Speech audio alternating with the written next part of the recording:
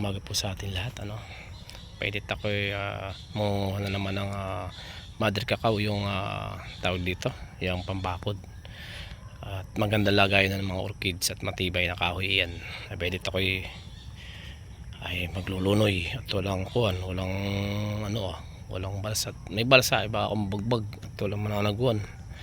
Ay maraming salamat po pala Panginoon sa lahat ng biyaya.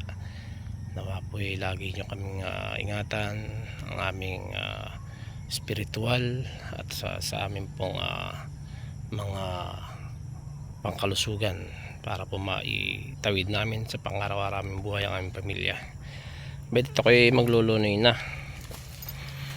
Paano kaya ito? Dala ko po yung dito, kabig. Paano naman kaya ako makakano nito?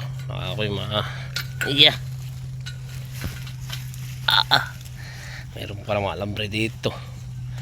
Hirap naman ang ganito. Pag pinalaglag ay ubos ito. Mahirap hanapin. Mainam ito. Ay, huwag naman sana. Aray ko, lintir. Ay, lintik, sakit na. Payabat na yung likod ko. Aray ko. Yan naman ito. Yan naman itong adik sa paghahalaman. Sakit ng likod ko. Payabat na dun sa alambre yata. Ayun. Punta po ako dito sa aking kabila na lupa. Pag baka makatawid, di ko maglulunoy muna. Pag ganitong taib, pag hibas naman, di ang tawag dito,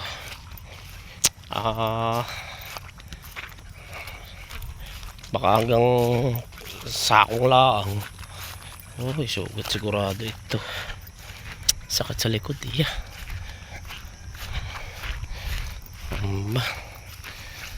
Hindi po at ako gawin dito sa aking lupa. Excuse me.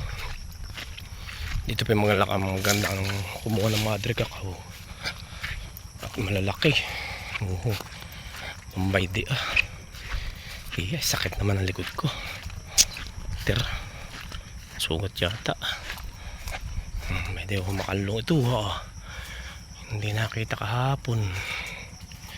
Ito po ingat lang sa lipa ba no? Na yan, napakakati na yan.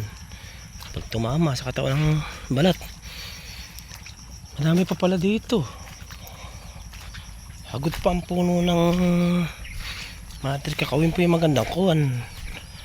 magandang anong tawag dito magandang drip food po yan, yung paanohan. Dito napabayaan ko na po.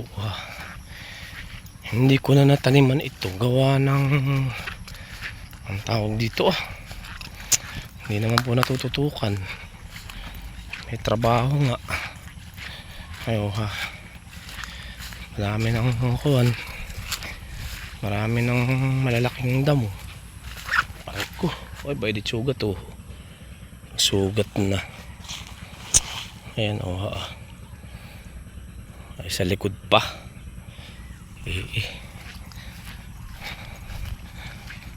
Bayan po pabayaan na itong aking lupang ito. Kailangan pag maghahalamang ka rito ay talagang tutok ka. Sabi nga sa English hands on. Mahirap din namang iasa sa iba gawa ng hindi naman karamihan naman hindi naman pagmamalasakitan. Siyempre yung mga inuupahan mo lang yan hindi talagang ganayon. Ito marami pang kuwan dito. Nasa katangin ko na ito po dati pinagpakuwananan ko. Ako naman nalugi at inaabot baga ng 1 linggo na lang aanihin nag-ulan ay lumutang naman di sayang po. Tak nabubo ang pinaghirapan.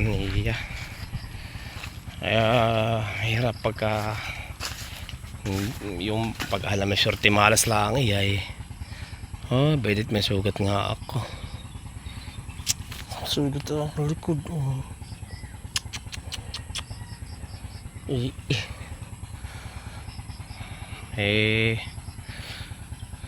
Napayabat dun sa kuwan. Iya. Naiingat nga dun sa balsa. May naman napayabat ako dun sa kuwan. Napayabat ako dun sa Tagliri may dun din. Napayabat ako dun sa tabag. Ito po yung aking kuwan. May tanim na pakuan dito. May hindi po pag ako'y gusto kong ito'y kuwanin, kultibahin, pagyamanin, at ito na iwanan ng aking ama. Ito papabayaan naman. Nakapo ngayong susunod na tataniman ko na ito. Ako'y nagpapatubig dito sa kabila. Ito po ay sa kabila, sa kumpare ko naman ito. Kasi may palayanan dito.